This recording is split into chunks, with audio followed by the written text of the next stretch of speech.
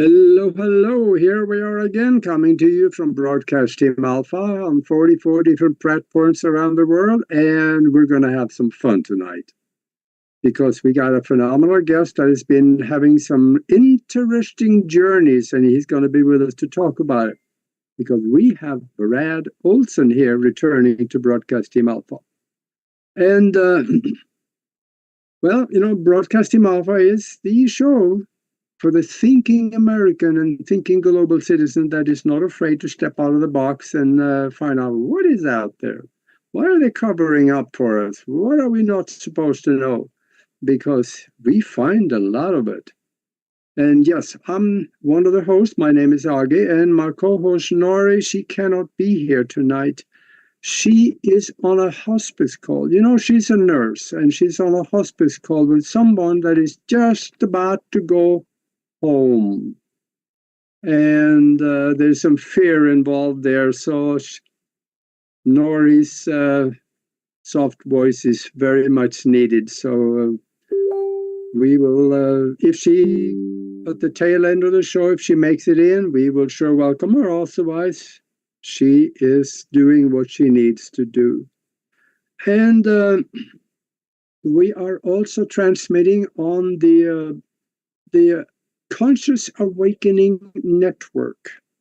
And you got to go over there and watch those guys a little bit, because consciousawakeningnetwork.org. Go over there. I think they got close to about 50 different shows and a lot of other stuff on their website that you can watch. Besides those shows, they're kind of like us. You know, they also find stuff that you're not supposed to know about.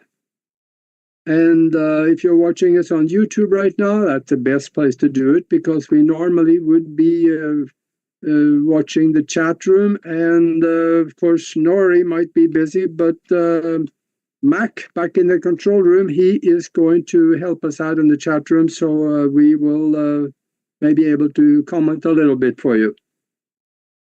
And also, while you are on YouTube, please subscribe if you haven't done it. It helps us a lot.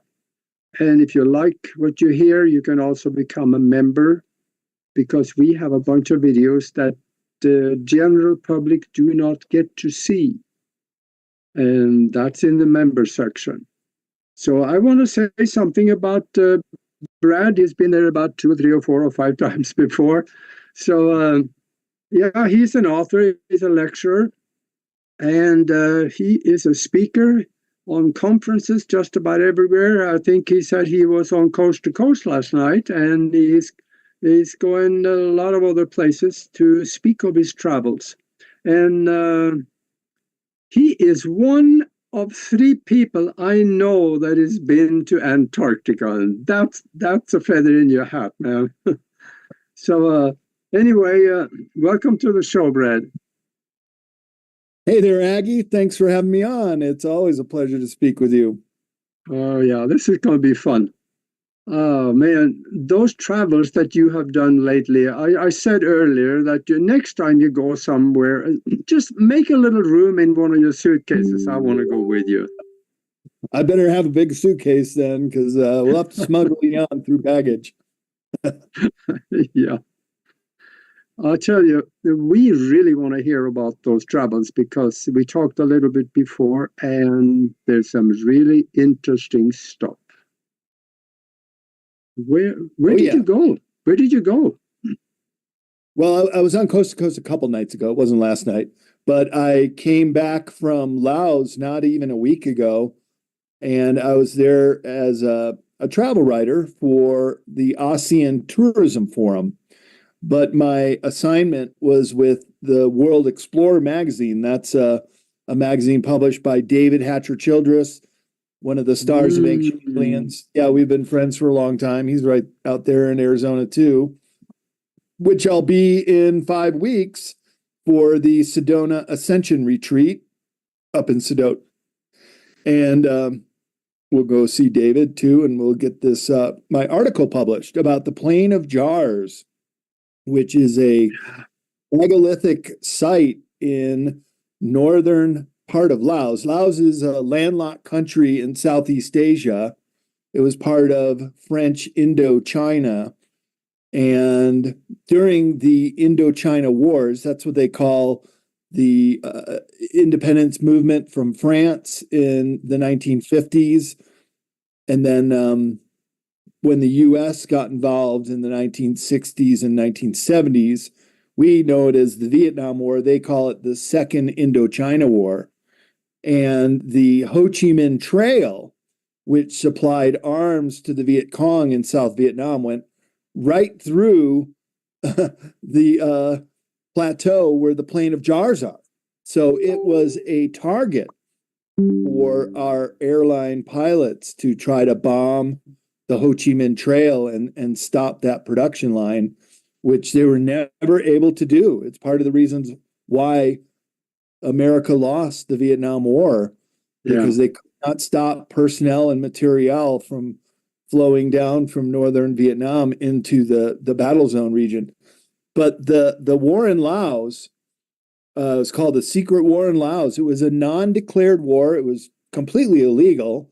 And the American people did not know about this bombing campaign, nor did Congress, for 6 years. So the bombing campaign started in 1964, pretty much right with the onset of American involvement in the Vietnam conflict, and went all the way until 1973. But the American public were not made aware of the bombing until 1970. And Wow. Laos is the most bombed nation per capita in the world. That's how bad it was. And even on the Plain of Jars, and I'll explain what that is all about in a minute, there are all these craters, pockmarks from the bombing campaign. It's still very evident that this war took a drastic toll on Vietnam, Laos, and Cambodia. And there's still unexploded ordnances. Every 2 weeks, somebody is maimed or killed by one of the unexploded ordinances from that war. So it's quite a catastrophe. But I tell you, the people of Laos are, I think, the friendliest people I've ever met, and they let bygones be bygones, and they've just moved on. Wow. Is it that much damage still from that war? Really? Yeah. Gosh. And I saw it in Vietnam too when I was there in 1993. Big bomb craters, which are duck ponds. There were old derelict army tanks that you could climb on and lift the cannon and drop it, and it goes boing, boing, boing, boing, boing. Climb down in the Chu Chi tunnels, the whole network of underground tunnels. It's a museum now. But I tell you, Augie, the thing that really hit home as an American was the museums. And in Vietnam and Saigon, which is called Ho Chi Minh City now, it's the Museum of American War Atrocities.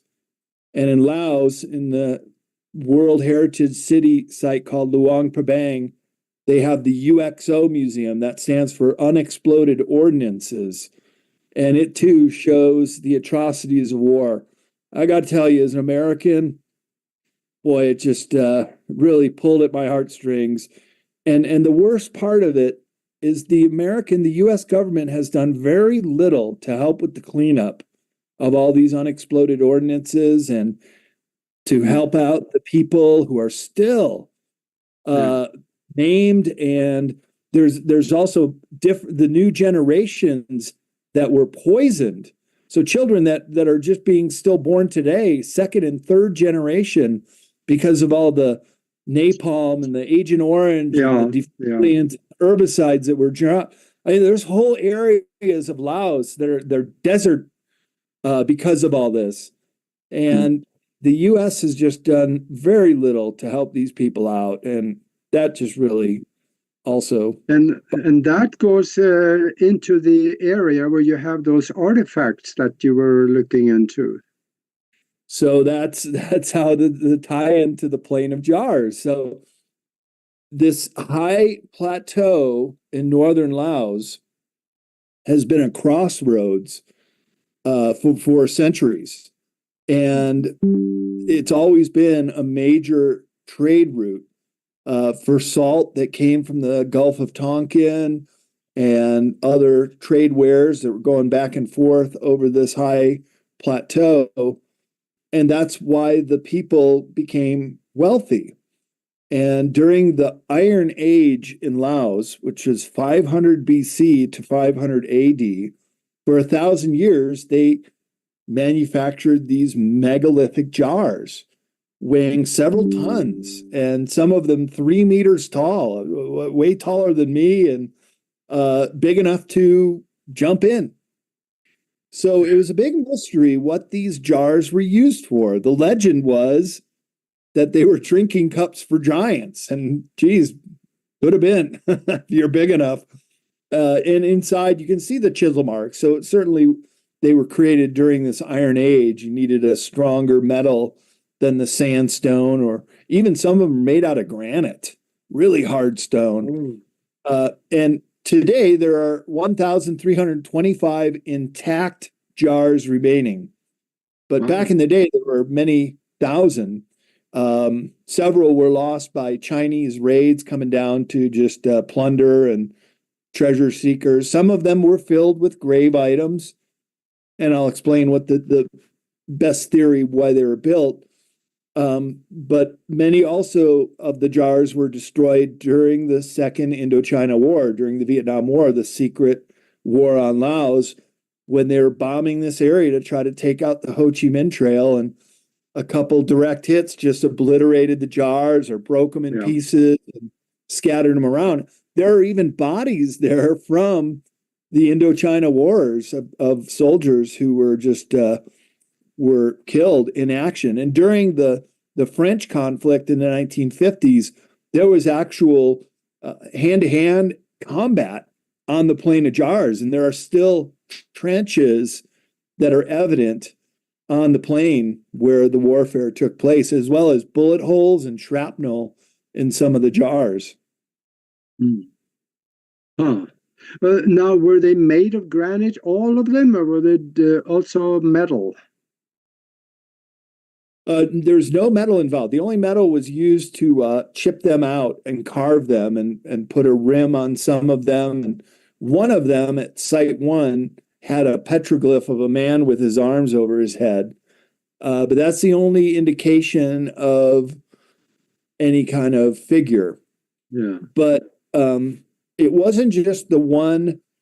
It's called Site 1, and there are a couple different locations in Site 1, and that's where the World Heritage Museum is in the town of Phon Savin on the Xingo Mengao Plateau. And it is it's hard to get there. I took an overnight bus from Luang or from Vientiane, the capital, and then I took a day bus to Luang Prabang, and the roads are really bad. Boy, that was tough travel.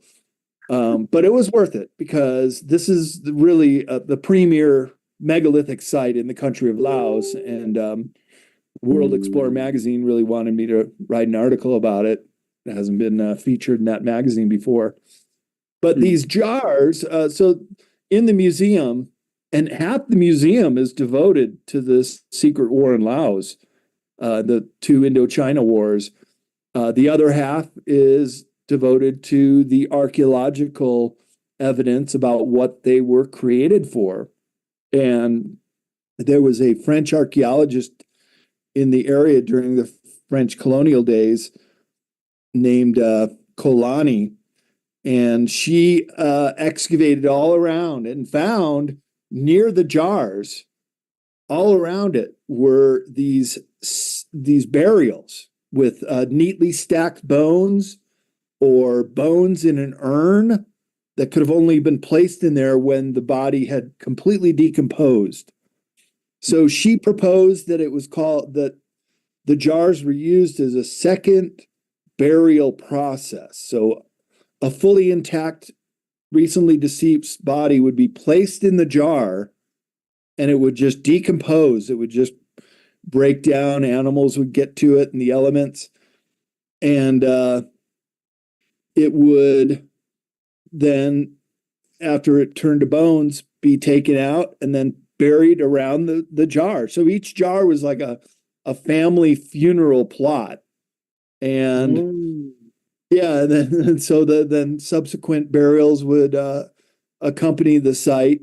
But poor commoners were just cremated. And there's a cave at the Plain of Jars at Site 1. Now there's a dozen other locations with these jars. It's not just one location, but in all directions, you have these megalithic jars. So it's quite an interesting site to see and explore around this area. It's a beautiful area, part of Laos. yeah, and then there is another theory that it was made by giants for giants. What do you think about that? Yeah, as cups for giants. Well, yeah, I'm going to be in Los Angeles this weekend for the Conscious Life Expo, and I'm Yeah. doing my presentation on Sunday called the Mystery of the Megaliths and the Giants of Prehistory. And there is a connection. Most megalithic sites around the world are associated with the giants being the builders of these locations. Yeah. So it's kind of interesting that the Plain of Jars is the same way.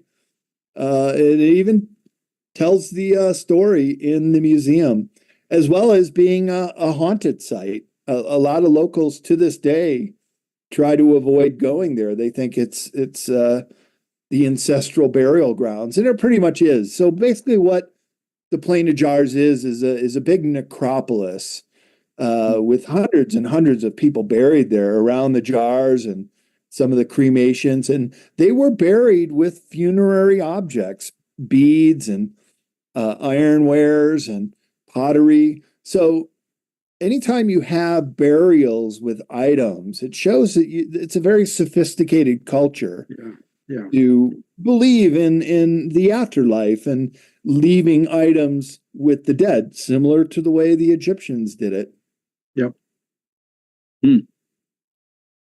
What about if I'm just theorizing here, and all I want to do is just to hear your comment. What if this actually was for giants thousands of years ago, and then the locals, 500 BC to 500 after, they found them and said, "Wait a minute, this could be used for a grave plot. So now we'll start using it for that." But what do you think? Well, that's the thing, Augie. You cannot carbon date megalithic stones.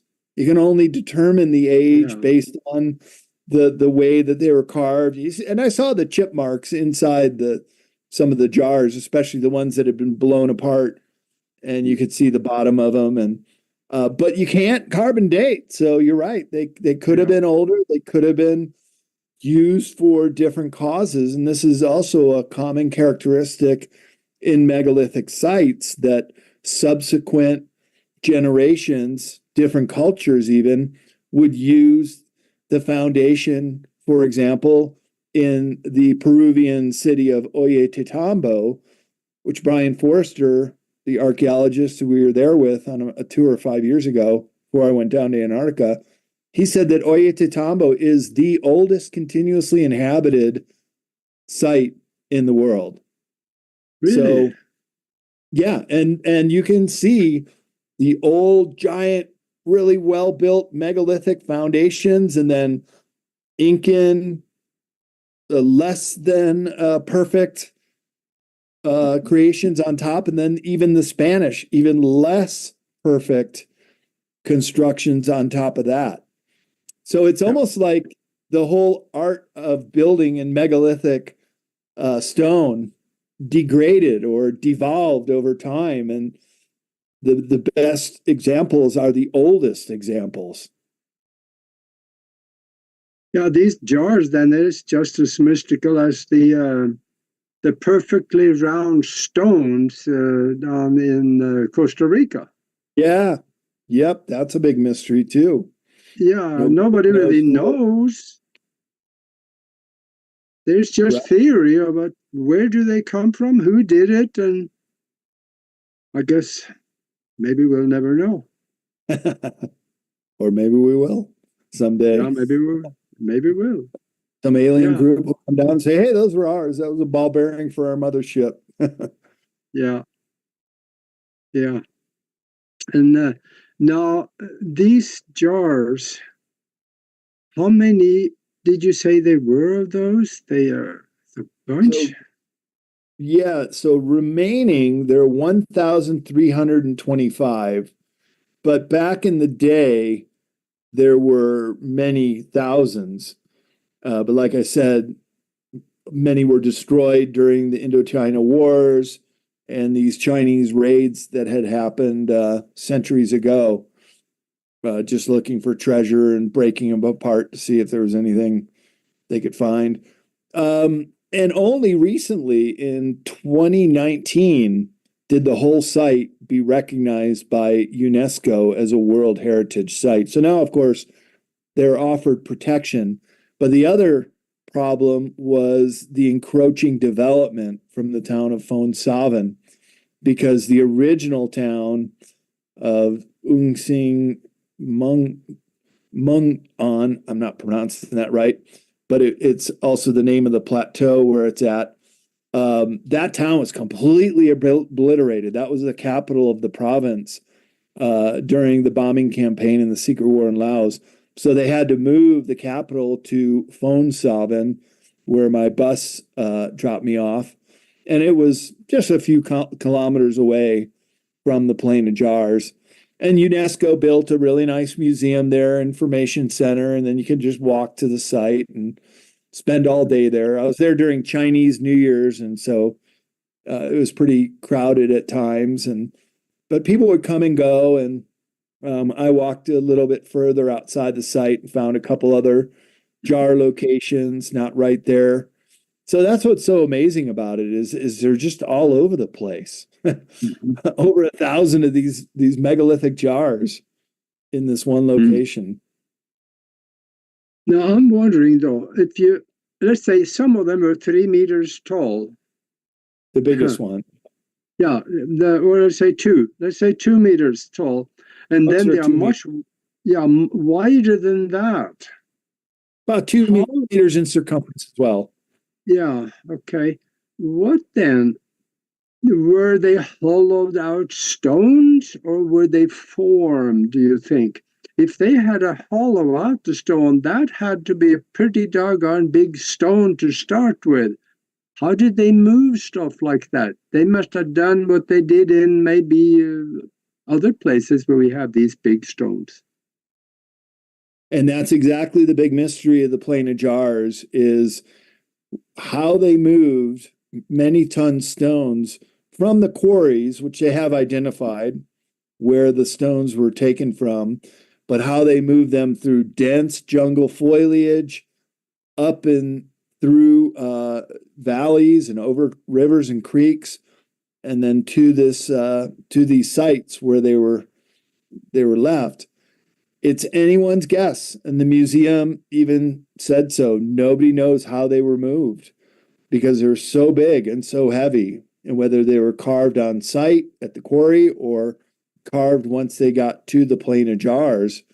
But it was clearly a wealthy culture that would be able to commission these jars for the deceased. And other archaeologists have examined the site, and they would agree with the archaeologist Kolani that they were used in a second burial process, because some of them were found with some grave items in them, but more importantly, the stacked, very meticulously placed bones, which would not be from a burial. Usually, a burial, a person just laying there, and the bones are found the way they were laid. But these were stacked Mm. bones, suggesting the second burial process. Yeah, yeah, I know there are other cultures that also did that. They waited years until the meat was gone, and then they took the bone and assembled it, and they put it in a place where you could actually go and visit the person. Yep.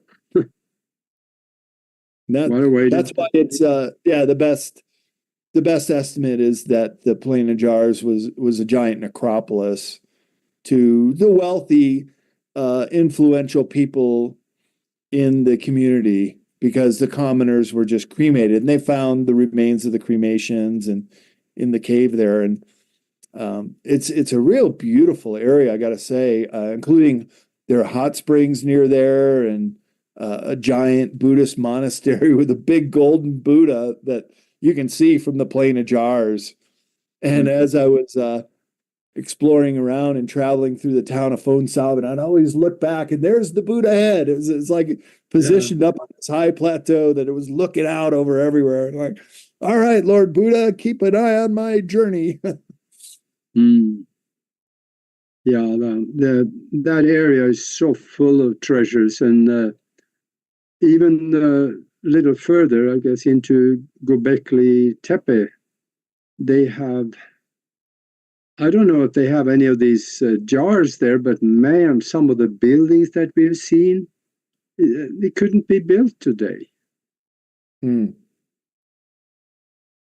They, And that's true with most megalithic sites around the world, Age. The site in Baalbek, Lebanon, has such massive stones, and some of them are still in the quarry, that there's not a crane in the world today that could lift and move the size of those megalithic stones.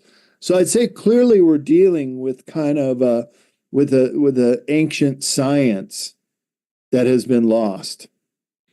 And that's the big mystery of these megaliths. Yeah, and I think in Baalbek, I think I'm taking this from memory, but I think one of the biggest stones there is 1,100 tons. And that is partially buried in the ground, sitting at an angle like this. So it looks like something was moving it, and then they didn't move it any further. It was just laying there. Man, that's... How do you move stuff like that? There is... Years and years ago, there was a movie clip that was floating around in Scandinavia and between Norway and Sweden. There was a Swedish explorer that went to Tibet, and they had a stone, a flat stone, they wanted to move from the ground all the way up into a shelf up in the mountain there. It was just kind of straight up, was a little forward. And they had people around there with flutes and music instruments. And on the movie footage, you could see the stone lifting off and moving right up into where they wanted it. You probably heard about that one, because I have. That in fact, was yeah. There was a Swedish doctor named Dr. Jarl who went to Tibet in the 1930s, and one of the high lamas became ill, and he was summoned to come back to use some Western medicine, and he helped the lama out. And they said, well, we would like to repay the favor, and we want to show you a few things about what we're able to do. And Dr. Jarl drew the diagrams of these musical ceremonies where they would have one row of trumpeters, the Tibetan trumpets, another row of drummers, and then a third row, all shaped in a horseshoe formation with a megalithic stone right in the middle. And they would get the music going to such a high pitch, cacophony of sound, that the boulder would start shaking, trembling, and then the monks would all look up at the same moment. So there was also a mental process in moving these megaliths. The stone would then lift up and then go over to a cliff ledge, and then it would rest. So they were using a form of auditive levitation to move these megaliths. And Dr. Jarl drew pictures of how they did it in his journal. And I've reproduced those pictures in my book, Future Esoteric, in the Lost Sciences chapter, describing how they did it. And it's quite amazing that there was this lost science. And I do believe that's how most of these megalithic structures were moved, was a form of auditive levitation that could render these very heavy stones weightless. And this is what's known as a resonant frequency, that everything around us, including ourselves, everything has a resonant frequency. And if you are able to match that resonant frequency, you can alter matter. So a good example is how an opera singer can shatter a wine glass with their voice. Yeah. That's just frequency and auditive changes to a material item. Yeah, that's phenomenal. And when you think about that 1,100 ton stone, I'm not so sure if it makes any difference how big or how heavy the stone is. If it is subjected to this high-pitched sound, it may work on any stone. So maybe that's how they moved them at Baalbek too. Yeah. Yep. I would say it's really the only logical explanation, because we don't even have a crane in the world today that could move those blocks. Well, how'd they move them and place them precisely on top of other megalithic blocks with other megalithic blocks on top of them? So the mystery just continues to unfold. And of course, in Peru, they're just everywhere. It's the densest collection of megalithic ruins in the world. And the Sacred Valley of Peru is just chock full of them. We're driving up to go see the site above Cuzco called Sacsayhuaman. And on the road up, there's a couple megalithic sites, and people don't even bat an eye. You don't even see people there. You take one of those sites that nobody even really pays much attention to, and you put it, say, in North America, it would be the biggest national park for miles around. Because there's so many of them. It's just quite amazing. So there had to have been a high-tech culture that once existed in these locations with this technology to do it.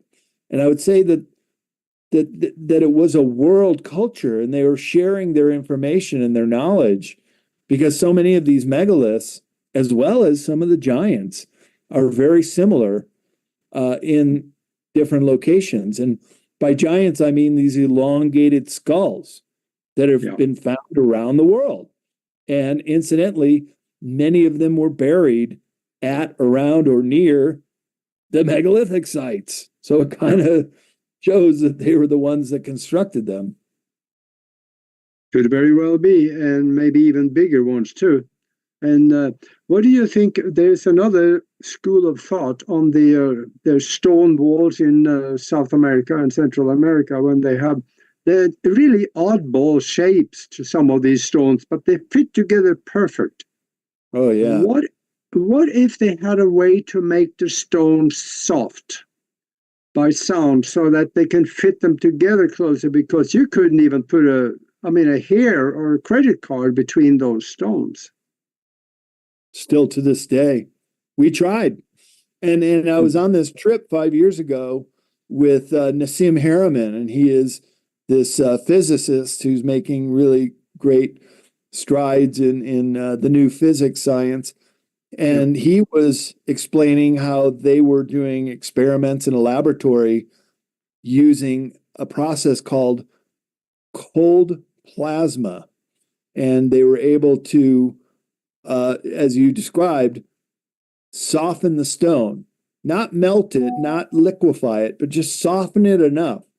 And indeed, when you look at some of these megaliths, how these incredible angles, some at a V angle, and every block is perfectly fitted together, and you can't even put a piece of paper in there.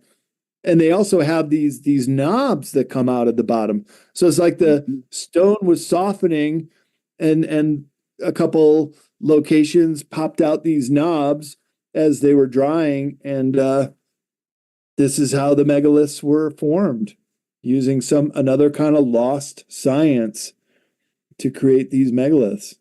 Yeah.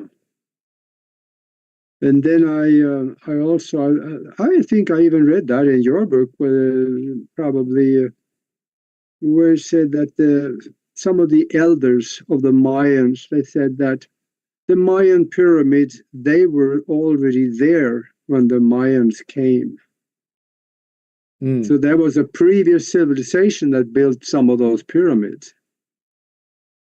Yeah, indeed. And the pyramids are another example of a lost science that went into building them. About 2 decades ago, the Japanese tried to build a much smaller scale version of the Great Pyramid of Egypt, and they failed miserably. They couldn't even complete it.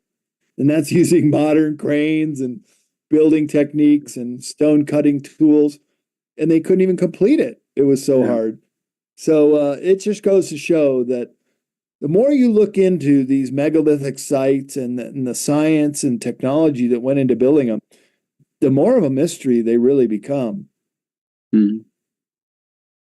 Yeah, it's amazing what they have covered up for us. Because one good thing, though, when it comes to giants, is that a few years ago, the Smithsonian Institute was sued, and they ended up in the Supreme Court.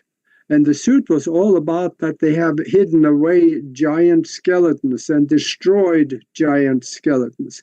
So the Supreme Court ordered them that if you write to the Supreme Court, the museum, they will have to give you the records of certain, whichever one you ask for, of the giant skeletons. Because, I mean, 100 years ago, 120 years ago, the newspapers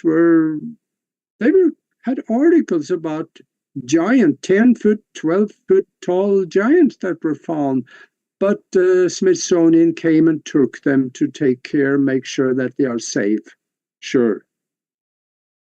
But we can't write to Smithsonian and get some of that information. No, we can't. In my book, Beyond Esoteric, I have a chapter called the human origins that have been kept from the human race, suppressed human origins chapter. And in it, I write about a dig that took place at Lake Delavan, Wisconsin, not too far away from where I grew up. There's these beautiful lakes in southern Wisconsin that were all carved in the last Wisconsin glaciation period. And in some of them are found these remains of giants. So this team of scientists, true archaeologists, came out from Beloit College, southern Wisconsin, and they were doing a totally professional dig in the 1930s. And it started to make local headlines. And then it finally got to New York Times and other larger outlets that these giants were being uncovered at Lake Delavan. Well, then the Smithsonian Institute came out and kind of like the FBI flipping their card and saying, we'll take over here. We outrank you guys. And they said, well, hold on a minute. Now, we've done a lot of work here. We are very vested into this dig. We want to know what the findings are. So, yeah, we'll tell you. We're just going to take your bones and grave artifacts and take them back to Washington, D.C. with us, and we'll let you know. So the archaeologist followed up, and lo and behold, they say, we don't know what you're talking about. We don't have any giant bones here. They don't exist. So this is known as Smithsonian Gate, that they will actively take the bones and the artifacts and just dump them in the Atlantic Ocean. And there are many different stories of that happening. Yeah. That's almost criminal. Yeah, almost. No, it is criminal. Yeah, I think so. But there's these giants, there's talk about the German giants that actually was the front line of the Roman war machine, sometimes in their scrimmages. And what you also see that there are giants all over the place. You have them in talk of them in China, in the Middle East, and South America, and they must have been a very large race of those giants.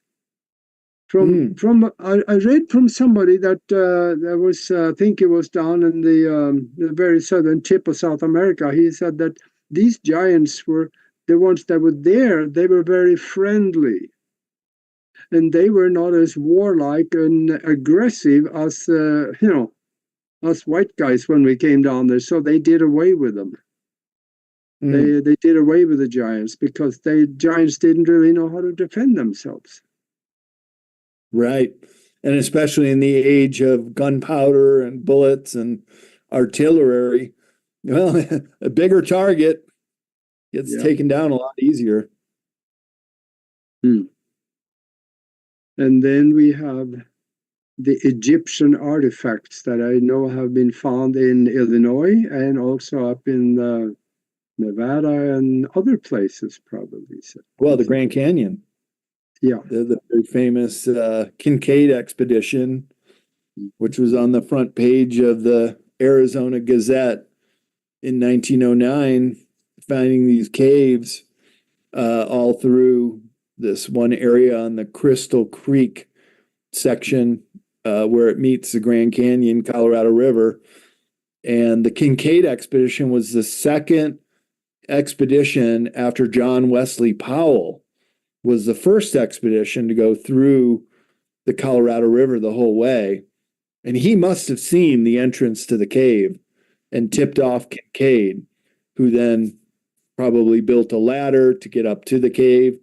And then they described in this article in the Arizona Gazette that they had found these giant mummies, a whole bunch of artifacts, a Buddha-like statue. They said Far East. They didn't say specifically Egyptian, but some of the descriptions have led a lot of people to believe that what they're talking about were descriptions of giants. So they then the Kincaid expedition, it was known that they made it out to Yuma, Arizona. When they came out, then this article ran, and that was the last anybody ever heard of it. Now, I've some researchers who've gone out there, and we're still on the lookout for any kind of entrance or cave into this system, which is on the north rim, about midway through the Grand Canyon. I know pretty accurately where it's located. And I did a 21 trip raft voyage down the Grand Canyon. It's quite a fascinating excursion, but of course we weren't allowed to go and do the side trips that I would have liked to have done. Yeah. But the Grand Canyon has this very vast network of caves. And Dr. Michael Sala's whistleblower JP has described recently, within a year, that that he was in the cave, and indeed there are still many artifacts remaining there, and that this cave system is expansive. And I remember hearing about the Army Corps of Engineers also looking into how big the cave system was, and they were dropping smoke bombs into them to see where the smoke would come up. And they came up 30 miles away in the town of Kanab, Utah. So it's just huge how big the cave system is. So the Grand Canyon is another one of these great mysteries with giants and ancient artifacts, and the emergence point of the Hopi people, a location called the Sipapu, which is just upriver on the Little Colorado River, about 4 miles up. And again, I wasn't able to go check it out, but I know where it is, and looked at it on Google Earth and some of these other locations, and it's just fascinating. The other thing that's very interesting, Augie, that would lead some of these ancient cultures to go there is that they were mining gold. And there are old newspaper articles right before Grand Canyon became a national park of a gold mining operation in the Marble Canyon section of the Grand Canyon. That's right close to Lake Powell and Page, Arizona. And I was on with Michael Sala on Exopolitics Today about a year ago, and we showed some of these newspaper articles. So when you can't make sense of a story, follow the money. And in this case, follow the gold. And if there's gold mine, look, King Tut's death mask, pure gold. The Egyptians were fascinated with pure gold. And they even called it the land of Punt, a faraway place where they would go to collect their gold. And maybe that was the Grand Canyon. Should be. Because we know they were traveling across the ocean. Yep. Absolutely. Yeah. We have the evidence. And in fact, I had a friend here in Tucson that did a lot of digging up in the Grand Canyon in the 1960s. He was probably about 85 when he went home, died. And I think that he said that him and 3 or 4 other friends, they went up there while they still could go into it. I think they don't even let you go in there now. But he found a plate which about not quite a foot long, but about a half a foot tall, and that had hieroglyphic signs on it. He had it at his home, and I saw it. So I know there is stuff up there that was originated probably in Egypt or was created here on the basis of the language that they used over there in Egypt. Yep. Thousands of years ago. Thousands of years ago. So my talk at the Conscious Life Expo this weekend, I show slides from ancient Egypt, and you'd be amazed how many hieroglyphs and pictographic panels show the giants living among puny little humans. The humans were their servants. And isn't it interesting, the word Lord, how we hear the word Lord so much still to this day, that God is the Lord. We've got landlords in England. They have the House of Lords, just these overlords that are controlling all of us little puny humans. I think the word Lord is a throwback from when the giants once controlled the world. Do you remember that the World Bank whistleblower named Karen Hudez? She years ago, she passed away in October 2022. But her whistleblowing testimony of the world of elite banking, she said that there were 2 systems in banking, and the system that really calls the shots was a different kind of human. That there were these elongated, giant-like beings that live here on Earth, and they don't want to be known. They don't want to be seen. They're these very elite families. So I would propose that there is still a lineage of some of these elongated giants that live amongst us to this day. In fact, I'll show photos of it in my presentation of leaked photos of elongated. Even the Rothschilds, Jacob Rothschild is an elongated skull. He's got a big, huge cavity right in the back of his head. And here's the thing with elongated skulls. You can't do cranial deformation. You cannot wrap a skull and increase the brain size. You can't do it. You can move what you have around, but you cannot increase the size of the brain. Yeah. Besides, those skulls, which are on display in Peru, there's a whole museum with a dozen or more of them in Paracas, Peru. And we went to a museum in the Sacred Valley that had a giant on display, a giant skull, whose head was as big as the body. It was an adolescent. Wow. They don't have a central suture, the crack in the middle of our forehead. Their eye sockets are 30% bigger. And the entry point of the spine is also 30% bigger. So it would stand to reason. Bigger head, bigger body, bigger being. They're very human-like, but they're not human. And so this is why this is an esoteric subject. This is why we didn't learn about this in history, because they don't want the lords to be known, the real rulers.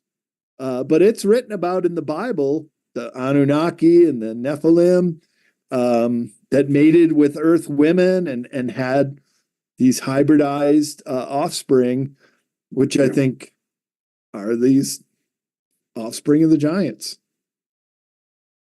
We know the Anunnaki were a lot taller. Mm-hmm. I'm not so sure exactly how tall, but probably 10 to 12 foot tall. Probably. From what it looks like on the old carvings, you know. Yeah. Well, gosh, I don't know. Now, also let us, before we get too far close to the end here, let us know also where we can find your books and what you're going to do with your lectures coming up. Yeah, sure. If you want to find out my conference schedule, I'm speaking about a dozen different conferences confirmed. Go to bradolsen.com and it's right there on the top. You can click on the link to my conference schedule and see where I'm going to be. And my books are available at cccpublishing.com, including other authors that we publish, like Michael Jaco, Leo Zagami, and Laura Eisenhower's brand new book, Awakening the Truth Frequency, is just shipping from the printer and is being released as we speak. So I love working in the publishing field and get involved with some really great projects. And I'm going to come out with a second edition to Beyond Esoteric. And my other books are there too. So if anybody wants a signed copy of one of my books, that cccpublishing.com is the place to go for that. But all our books are distributed nationwide. You can find them in independent bookstores or on that online retailer named after a South American river. Have you thought about any other languages for the books? Oh, I have. Several of our books have been published in other languages. Future Esoteric is coming out in the Bulgarian language. They had just translated Modern Esoteric too. Yeah. Real beautiful hardbound copies. They send me versions of them. And other authors, Leo Zagami, Invisible Master book got republished in Bulgarian, and Lon Milo Duquette in several languages, and some of mine in other languages too. So yeah, it's they come along and they usually contact me. I've tried on several occasions to reach foreign publishers, but it's much easier when they come to you. Yeah, and, when are you going? Yeah, go ahead. Well, I was just going to tell you one more thing is we are putting out a proposal right now for a return trip to Antarctica with a venture capital group called vccross.com to do a documentary about going down to Antarctica, to some of these locations that I've researched, and would love to go down there too, check these places out. The pyramid poking out of the ice, I know exactly where that is, and I've got a tour organization group that will take us there. It's just the money to get us there, but with a film crew, I think it would be a fascinating film. And also want to go to the New Schwabenland area and research the Nazi base down there and see if we can get any information about that. So vccross.com is the name of the company that's raising the capital, and a prospectus about our film project down there. That sounds really interesting. What kind of permits do you have to go down there? I know there are some restricted areas or prohibited areas even, but you looked into any of that yet? Yeah, I have. And this group that does expeditions down there pretty much said, look, we can get you where you want to go. It's going to cost, but they did not indicate that the places that I would like to go were off limits. Now, we would have to get some support from some of the research bases down there, as well as air and ground transportation to move Yeah. around. And of course, you got to bring in all your supplies. But boy, what a fascinating documentary that would be if Oh man.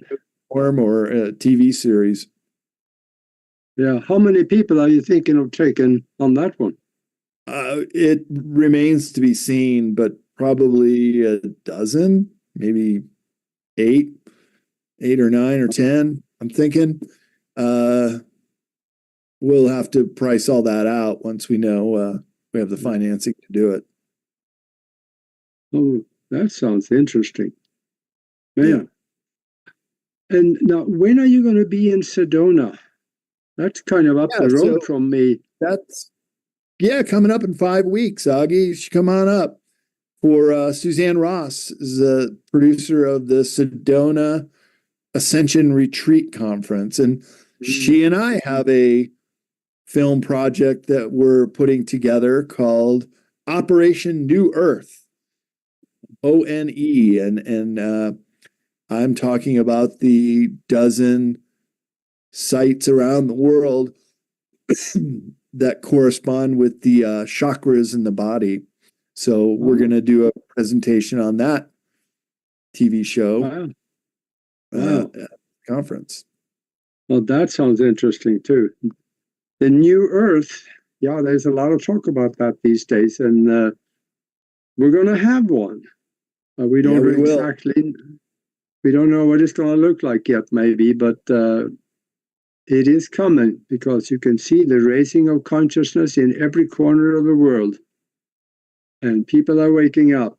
And when they wake up just maybe a little more and find out that I've been screwed all my life, they're going to say, wait a minute, we're not going to have this anymore.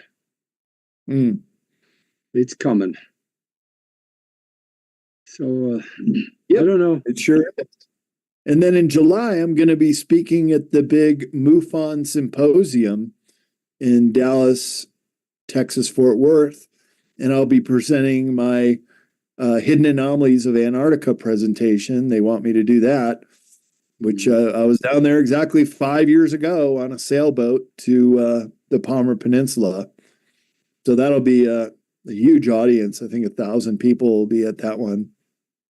And I'm also going to be on a panel for that. Plus, top of my head, I'll be, the Journey of Truth. That's a great conference in Grafton, Illinois. That'll be in May. Then I'm going to another conference in April for the full solar eclipse in Texas. So 2 conferences in Texas this year, and the Mount Shasta Summer Conference in July is a real good one. Be speaking at that, and on my website bradolsen.com, some of them have promo codes. So, for example, the Mount Shasta Summer Conference, you type in my name, Brad, and you get a discount on the tickets. So check out that website if you want to come to some of my conferences. And I always bring my books. So I'll have books to sign for people at all these shows. Well, you're busy. Staying busy, staying out of trouble, going up skiing today. So getting my exercise and just enjoying life. That's what it's all about. Yeah. We don't have any snow in Tucson, so I guess you're going to have to do the skiing for us. Live vicariously through me. We're fellow Scandinavians. Well, we're getting down to the end here, so I sure thank you very much for being with us, and we'll do this again some other time. Boy, oh boy, would I like to do a show with you after you come back from Antarctica. Well, That that's probably a couple years off at the very yeah, least. So, but we'll talk again before then, yeah. I'm sure. And it's always a pleasure to speak with you, Augie. Thanks for having me on again. Thank you very much for being with us. And for all of you out there listening, we'll be back next week with another great show for you. And in the meantime, be good to each other.